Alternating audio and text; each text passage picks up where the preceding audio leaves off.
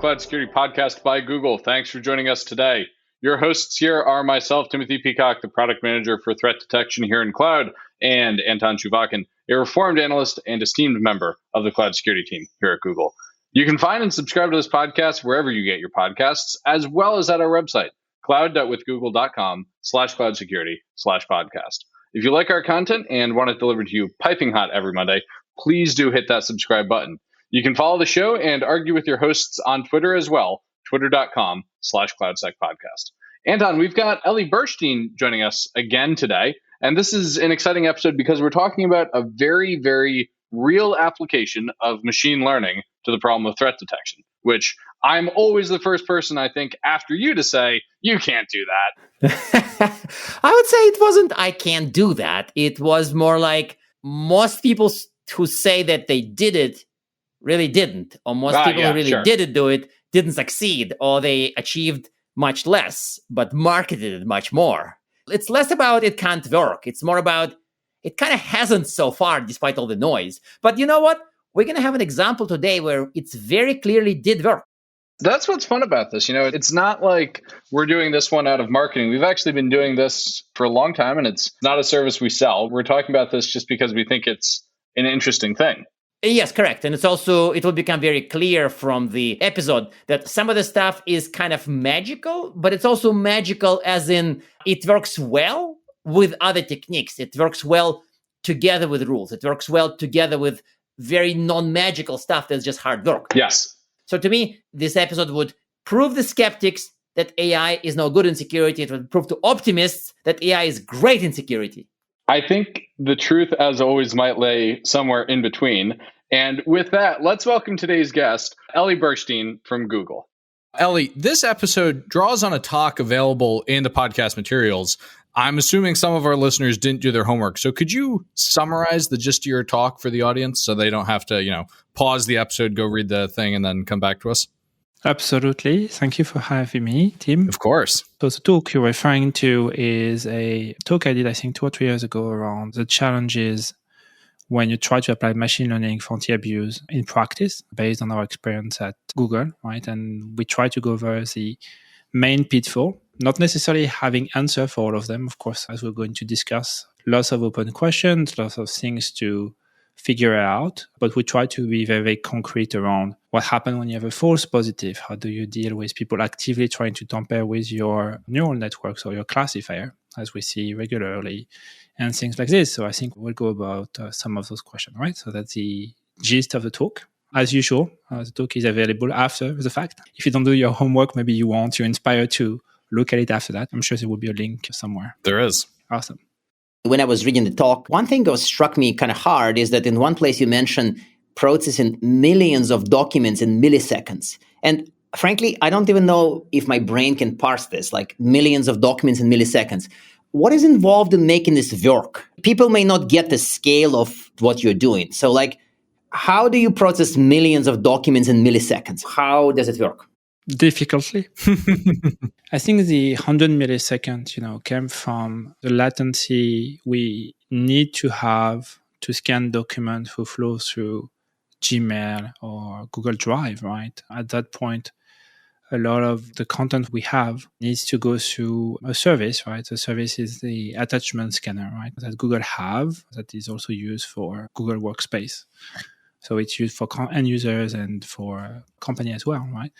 If we were to spend, 10 minutes per document, people would not receive their email. You would upload or you want to download a drive file and then you don't get your drive file. So the requirement production constraint. And this is something that production team are running, right, at Google. We are research teams. We have building kind of the machine learning side and the static analyzer and stuff like that.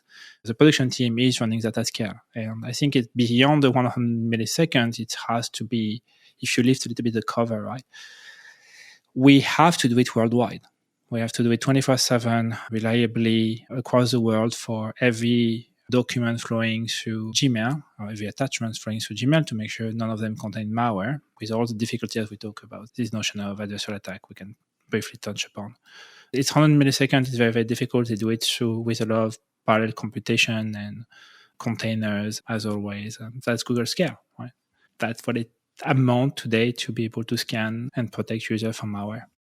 Essentially, you do it because we have Google Scale, because we're Google. Short and somewhat non-techie answer is that if you have to process documents in 100 milliseconds, then we make it so, because we are Google and we have the infrastructure. Is it too snide of a remark or? A little bit too snide. No, Anton, I think what you've done is you've re-derived the expression necessity is the mother of invention. Ellie had to do this, so he did it. Kind of. I think we spend a lot of effort.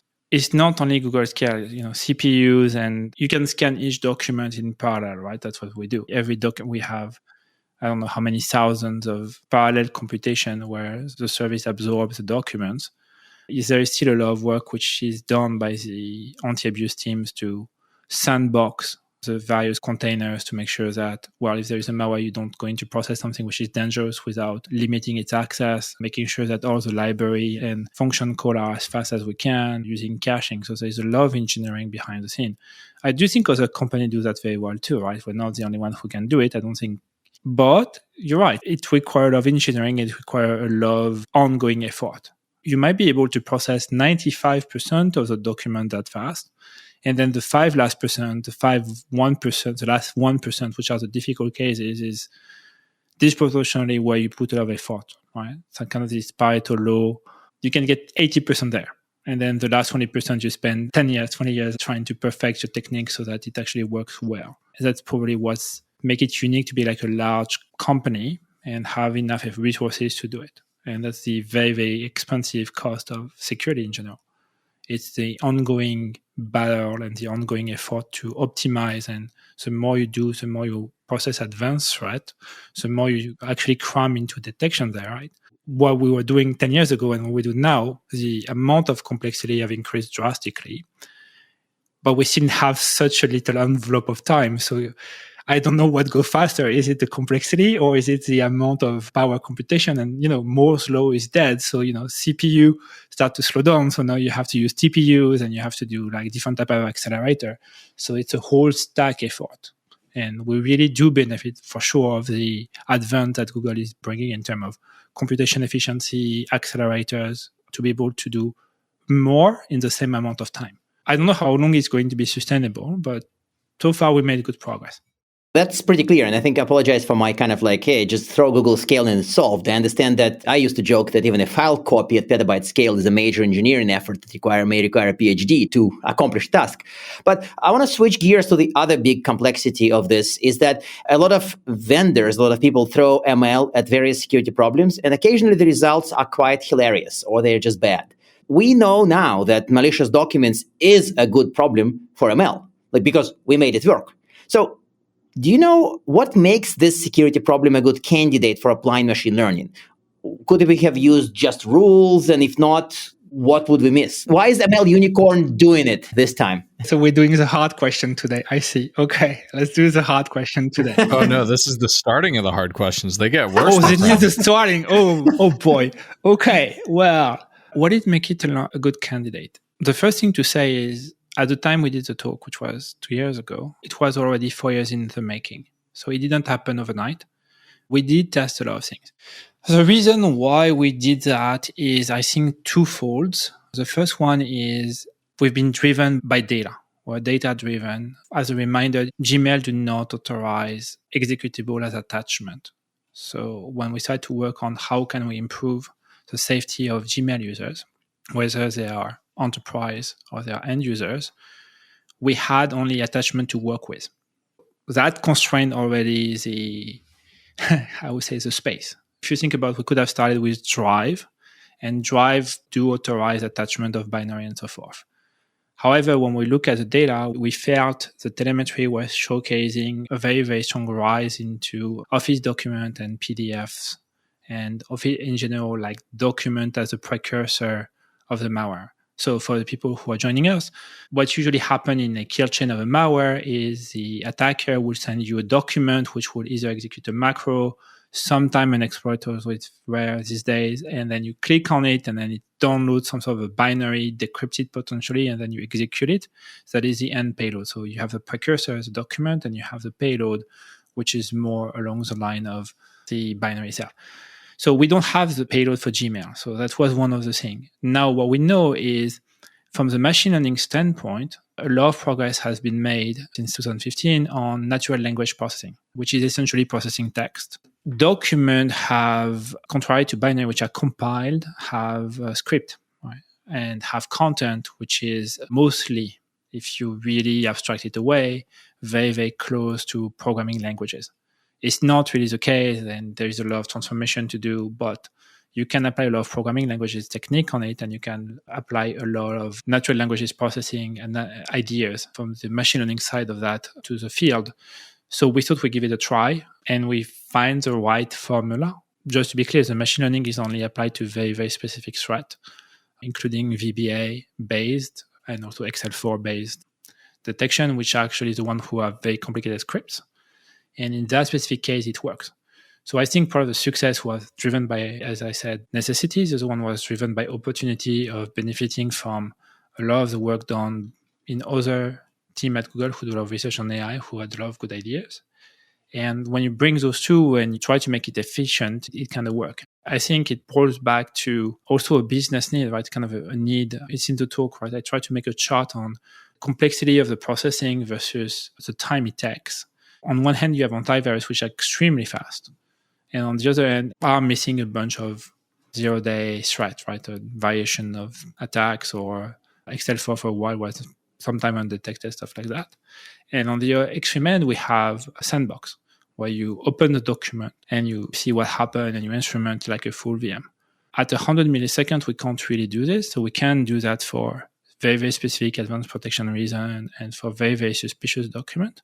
But in general, we cannot do it at scale. So it seemed that you could pay a little bit more than an AV, but not too much to get way more in depth. And I think machine learning is not, we don't try to replace everything. I think a lot of the startups which have kind of interesting result, I would say, is because they try to do everything at once, where we were trying to say, okay, we try to fit the technology in between and add it to our tool belt to increase resilience. More often than not, we are mostly concerned about the lowest detection rate. We're not concerned about the highest detection rate. You know, it's like, are you at 99.9 at peak? Not really what's important. What's important is how low do we dip when there is an active attack. Over the last few days, there is, for example, Emotep, which is hammering the world. If you follow the press, there is a lot of massive campaigns these days, mostly driven by Office document and Excel again.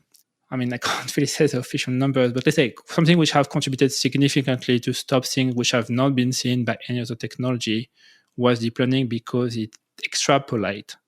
But again, it misses things that other defense have detected. And I think that's what makes it very, very different. And that's what we try to convey into the talk is we apply AI as a belt and suspender idea rather than just making it as a standalone.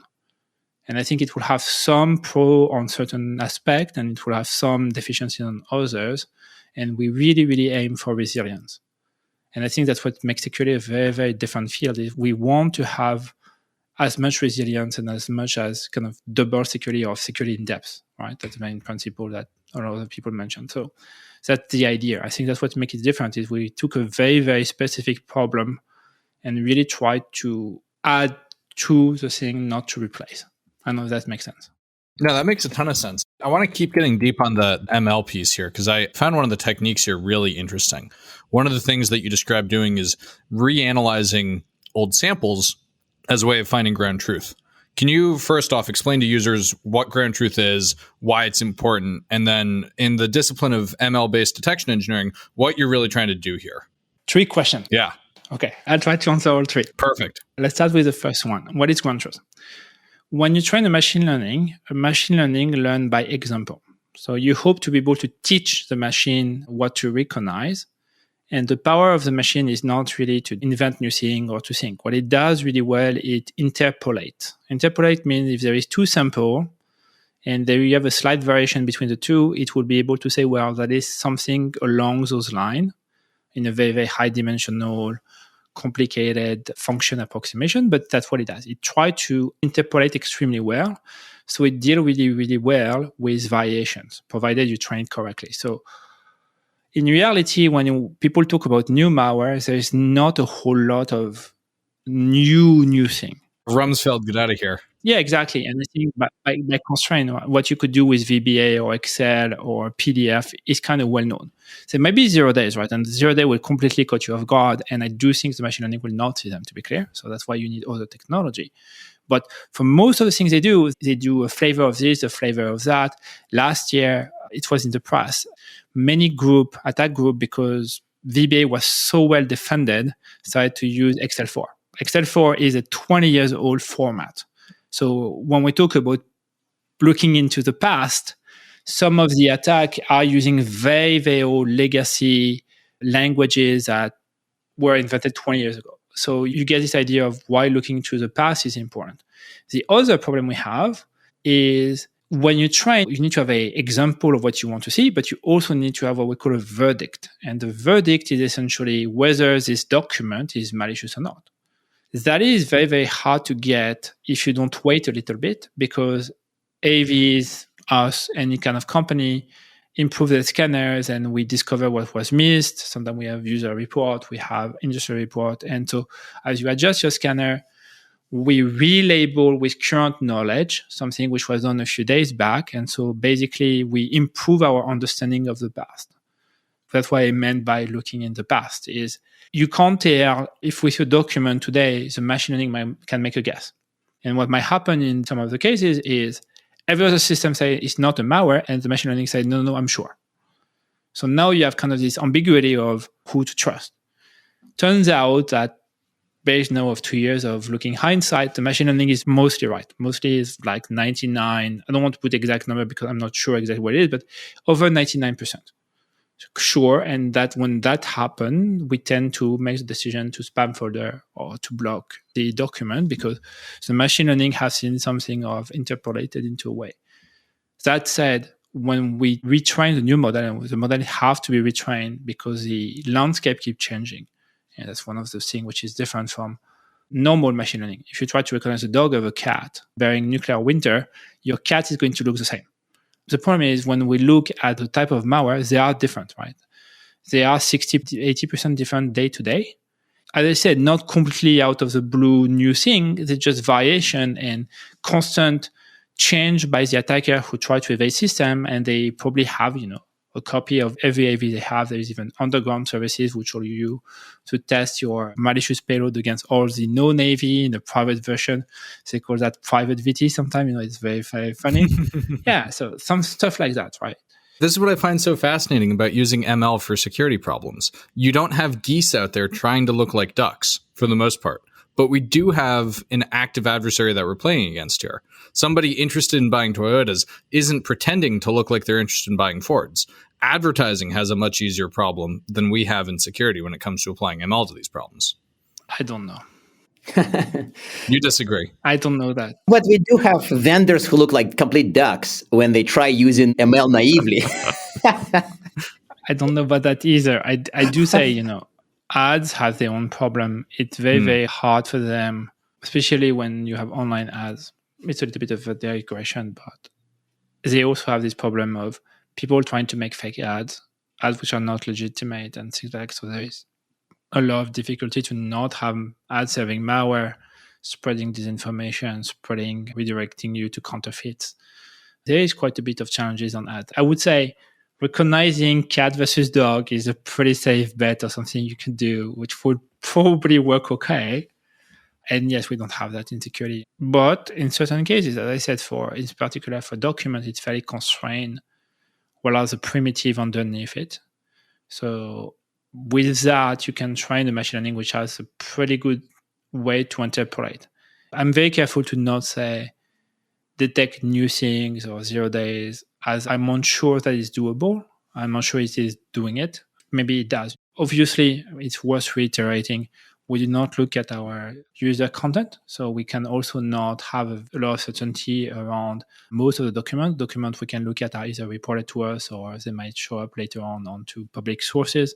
But we don't inspect publicly available content. So sometimes we detect and then we only have statistical estimate. So if there is a 0 day, maybe it was blocked, but I have no way to say that. What we could say for sure is we have seen the machine learning catch part of large campaign, and add sometimes up to 100% increase detection, up to 200%, where it means like 2/3 were missed by other technique, because it is able to interpret better. So I think that's what it does. It's a very underwhelming thing, by the way. If you think about it, it's very, very far from the promise of, a robot killing all human. Fixing all problems. Yes, that's right. The replacement activities, like you don't need rules anymore, just use our ML classifier and it always gives you the right answer. Like, it's not like we are far from that. We're just not going there. I think some people try. There is this field called certified ML, where they try to tell you that they have some guarantees that the email will not be too far off. I do think for a stable problem that might be doable. Now, what is a stable problem? Those are fairly constrained. That's not going to be a self-driving car. Self-driving car is not a stable problem because there is so many things which can happen on the road. That's not going to be one of those. A stable problem might be controlling an elevator or maybe processing. Almost nothing in cyber, basically. In our beloved domain, almost nothing is like that. In our domain, it is extremely unlikely that we'll find something where we have strong guarantees of performances. But I've never seen also any vendor guaranteed detection rate, even traditional AVs or even Google. You can't promise under adversarial attacks that you're not going to be evaded. You could certainly do everything you can to mitigate that and have control in place and have multiple layers of defense. But there's always something that will go through. Which kind of reminds me of the other angle on this about stable problems. And like, do we have any evidence that attackers are trying to evolve and kind of like use anything that's counter ML or anything that tries to attack/disrupt or bypass ML techniques specifically? Like, obviously people try to bypass rules by doing things differently. In your work, do you see any evidence of the attackers countering the ML techniques in particular? That's what you meant by we were just starting a few minutes ago on the hard question. With the easy questions, yes, correct. That's right. That is, now we're getting to the hard question. Okay. The reason why it's a hard question is I don't have an answer. However, I can tell you two things. One, I think there was a report, maybe by Gartner, who said they think 60% of the attacks they see are anti-ML. I'm not sure how they get to that estimate, so we should ask them. We do see people trying to game the system very aggressively. We don't have, as far as I can tell at Google, any system which is only ML-based. So I don't know if the attacker is able to literally optimize against one specific component. I would say they do optimize very aggressively against what we do. As I mentioned, what's very, very interesting is a few months after we launched our ML detector for VBA, we saw a very, very strong shift of how the attacker were trying to evade detection by moving to Excel4. It was already a shift, but we saw a very, very large shift, say like 30% or something like that, I think, on the amount of VBA decreased significantly. The amount of Excel4 did increase significantly because they realized it was not something we had ML for at that point. So there is definitively some sort of reaction we can see. So we can see them trying to evade for sure. We see them trying to poison our data set. People doing false reporting on Gmail, spam foldering things, removing things out of the spam folder is a classic for many, many years. So I do think there are both of those. We do see some of those. And then the last thing, which is a little bit more depressing, if you take a little bit of the scientific hat, what we're looking at here is called out of data set, right? So out of data set sample, there is a lot of negative result. We think it's as hard to detect them as to know whether or not this is something you haven't seen. So it's out of distribution sample, ODS. It's really, really hard to detect. And I think some people argue in the ML community that you can't do it reliably. You can maybe detect some specific technique and some evasion technique if you are looking for them. But that's supposing you know what the attacker is using to do that. So if one day there is like an off-the-shelf tool to do this, you could probably optimize that. I think that's part of people do some type of stuff like this for deepfakes, where they try to look for, known library who generate deepfake and try to detect those. But you know what you're looking for. If you have an attacker and you don't really know what they're doing, it will be really, really hard. So I don't even think we can detect them. I think that's a short answer. The short answer is I think it's really, really hard to detect. And there is no theoretical foundation to say it's actually doable. I think you can find some artifact if you have seen multiple times the same technique used, and we might be able to detect some of it. Now, how much we have, we don't measure that. The closest I ever seen was a Gartner report, if I remember it correctly. Well, those Gartner reports, you know what we always say about them around here. Oh, we thank them. They are great people. They're super nice. They sometimes reach out to ask questions. They are super nice people. So I like Gartner. They're very nice people, and they intend to do a good thing in the world. I want to move us towards wrapping up because we're just about at time here. Our traditional closing questions are maybe not super applicable given how on the edge the work is that you're doing, but I'll ask it anyway. Do you have one weird tip for people to get better at using ML for security? And what's your recommended follow-up reading aside from, also the talk that we will, again, link to in the show notes? One tip to get better at cybersecurity? Specifically using ML. Using ML for security? Please don't say a petabyte of documents, because this would be like cheating. Okay. Actually, I was not thinking of that at all. I would say pick one simple thing and do it yourself and play with it. Just getting the thing working end-to-end will give you a lot of insight into how the thing works and what are the difficulties. It's probably less hard than people might think to get started. You get 80% of the result. The really, really hard part of ML is the last 20%. You're getting, from 85% to 90%. That's the place where it got very, very hard. But simply picking up one idea. I want to take phishing pages. I want to redo. There was a very, very nice data set by Sophos on malware to do detection.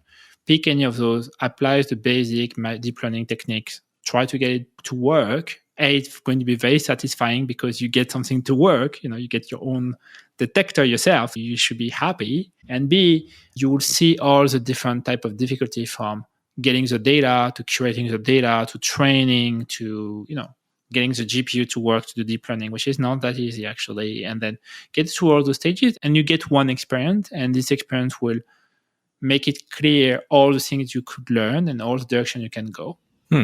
I would say just take it very, very narrow. I think when people look at ML, they tend to look at courses which have a lot of theory and have a lot of application, and you do a little bit of that, a little bit of GAN, a little bit of vision, a little bit of NLP, and that seems impossible, and you don't know where to start. And I say, that's okay.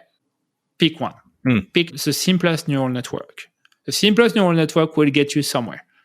It's not going to be state of the art, but that's okay. That's not the goal. You get a reasonable network on a reasonable problem will work reasonably well. And I think AI is to the point now where you can do that.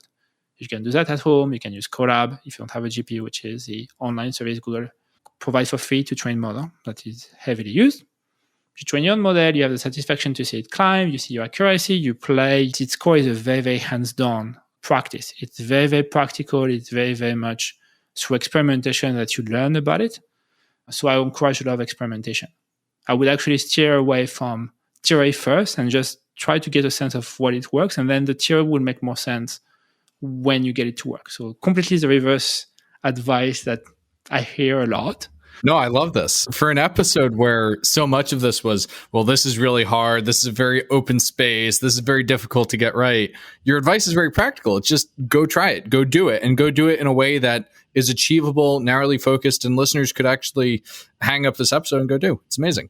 As I said, I think we are to the point today where with the tooling which exists and resources which exist, you can, if you put your mind to it, get to 80% of the efficiency. I think everyone can get to 80%. If you put your mind to it, right? It's not like very, very, you can get there. So 20 last %, and that's what turns the difference between a prototype that you do for learning to an actual product is really, really hard. And then what distinguishes a great product from a good product in AI is when you get to the last 1%, right? And this last 1% requires even more effort and way more advanced and way more computation than everything else. It has these kind of exponential difficulties, and then you have to maintain it. So I do think you can get started very easily. Making it work in practice is a whole different level of skills. And maintaining it and keeping it days in and days out under extreme adversarial context is where it's really, really hard. And that's why there is so few AV company really, right? And really good company. Yeah. They put out resources. It's very expensive for them to do it because it's really, really hard. So I encourage you, get to the 80 there. And then you'll get a lot of fun at it, and it will be awesome. That's a fantastic answer. Ellie, thank you so much for joining us today. Of course. Bye-bye. Thank you so much. Thank you. And now we are at time. Thank you very much for listening and, of course, for subscribing. You can find this podcast at Google Podcasts, Apple Podcasts, Spotify, or wherever else you get your podcasts. Also, you can find us at our website. No more website jokes. cloud.withgoogle.com/cloud-security/podcast. Please subscribe so that you don't miss episodes. You can follow us on Twitter, twitter.com/cloudsecpodcasts. And of course, your hosts are also on Twitter. Pretty active, I would say. Anton_Chuvakin and _Team Peacock. Tweet at us, email us, argue with us, and if we like or hate what we hear, we can invite you to the next episode. See you on the next Cloud Security Podcast episode, and of course, welcome to 2022.